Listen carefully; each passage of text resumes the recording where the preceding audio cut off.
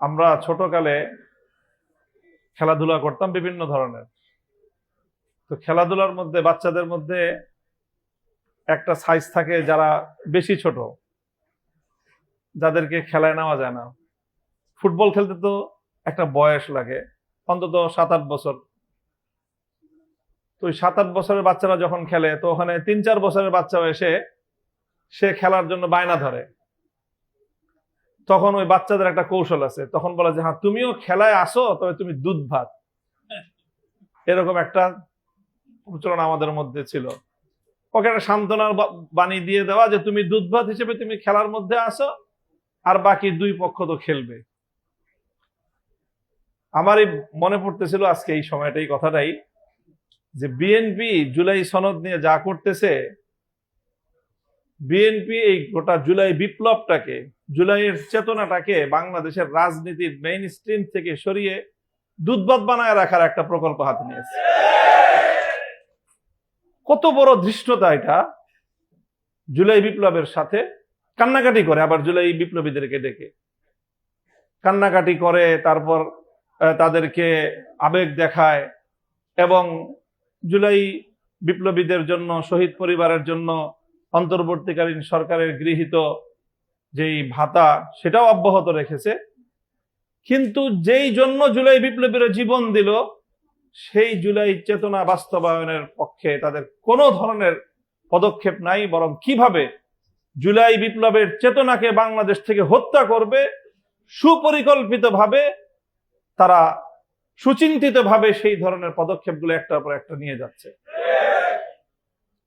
এই জন্য আমাদের অতীতের অনেক আন্তরিক বিএনপিকে আমরা বলতে চাই যে এই জায়গাটায় যদি আপনারা নিজেদেরকে সংশোধন করতে ব্যর্থ হন, তাহলে আপনাদের সাথে আমাদের চূড়ান্ত একটা লড়াই হবে।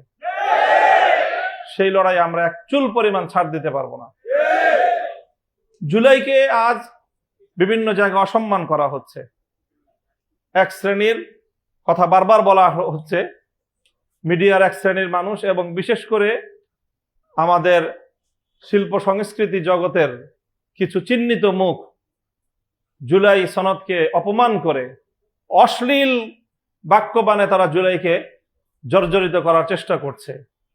জুলাই গ্রাফিতির উপর অসম্মানজনক, চরম অপমানজনক আচরণ করা হচ্ছে, আর বিএনপি জুলাই যোদ্ধাদেরকে ডেকে কান্নাকাটি করে। এই সকল জাতির সাথে তামাশা বিএনপি যদি বন্ধ না করে, তাহলে বিএনপির পরিণাম ভালো হওয়ার কোনো সম্ভাবনা নাই।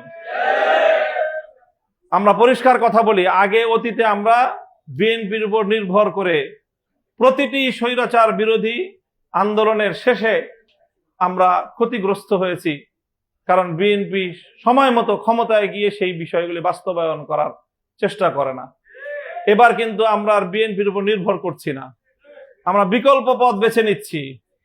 বিএনপি যদি জুলাই বিপ্লবের চেতনা বাস্তবায়ন করতে ব্যর্থ হয়, আমাদের এই ইস্পাত কঠিন ঐক্য আরো দৃঢ় হতে থাকবে।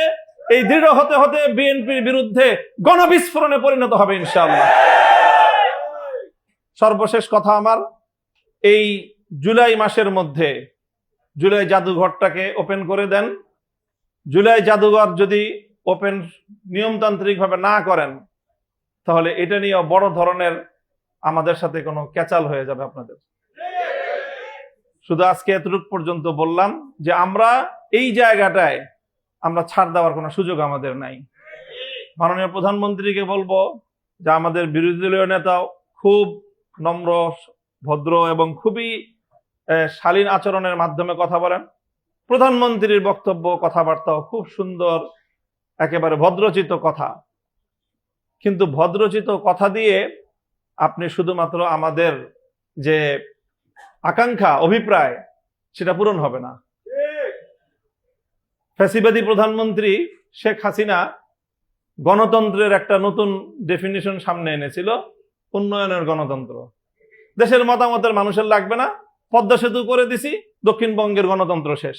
আর কি দরকার?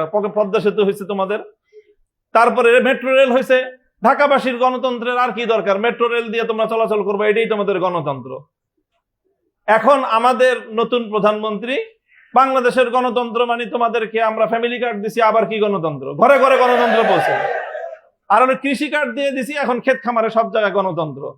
এই ফ্যামিলি কার্ডের গণতন্ত্র আর কৃষি কার্ডের গণতন্ত্র দিয়ে যদি আমাদেরকে আবার সেই ফ্যাসিবাদী শেখ হাসিনার উন্নয়নের গণতন্ত্র বুঝাইতে চান, তাহলে আমাদের আচরণ কিন্তু ফ্যাসিবাদী শেখ হাসিনার চেয়ে আপনার সাথে ভিন্ন কিছু হওয়ার সুযোগ নেই। শেষ কথা হলো এই যে জুলাই সময়ের টাইম ফ্রেমকে অতিক্রম করে গেছে। নামের শুরুতেই যেমন কারবালার ইতিহাস সময়কে অতিক্রম করে গিয়েছে, জুলাই বিপ্লব তার সূচনাতেই জুলাইকে অতিক্রম করে আগস্টের 5 তারিখ পর্যন্ত 36শে জুলাই পর্যন্ত প্রলম্বিত হয়েছে। যেই বিপ্লব তার জন্মের সময় সময়ের বাধ্যবাধকতাকে, সময়ের টাইম ফ্রেমকে, সময়ের সীমাবদ্ধতাকে অতিক্রম করতে পারে, বিএনপি কেন? বিএনপি, আওয়ামী লীগ এবং ভারত মিলে এই জুলাই বিপ্লবকে আটকে রাখতে পারবে না ইনশাআল্লাহ। আসসালামু আলাইকুম ওয়া রাহমাতুল্লাহ।